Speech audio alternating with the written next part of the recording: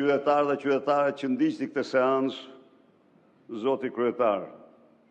Sot, shqiptarët në Shqipëri, shqiptarët në të katër anë të botës, të rajonit dhe të botës, kudo që ndodhen, presin nga ky parlament përgjigjet menjëhershme të kërkesave të dhjetra mira dhe qindra mira të rive dhe trejave shqiptar që prej 12 ditësh janë në një protestë epike paqësore me një seri kërkesash absolutisht të drejta me të cilat nuk synojnë gjë tjetër veçse të shpëtojë Shqipërinë nga një njeri që konsideron shtetin dhe vendin si pronë të tij personale, të shpëtojnë mjedisin shqiptar të mrekullueshëm nga natyra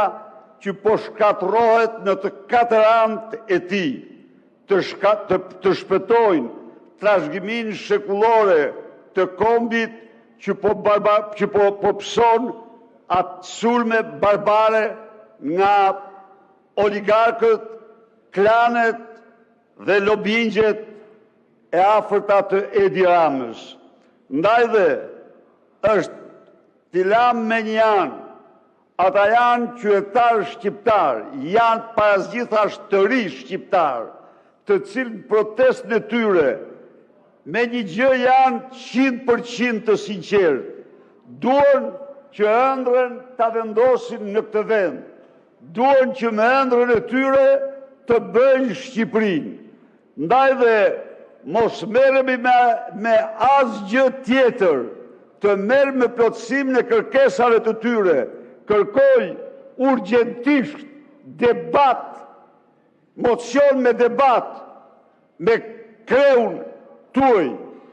Kërkoj urgjentisht që parlamenti të ketë në agjendë të vetmën çështje kërkesat që janë absolutisht legjitime, mbasi të gjitha ligjet që keni ndryshuar janë antikushtetuese.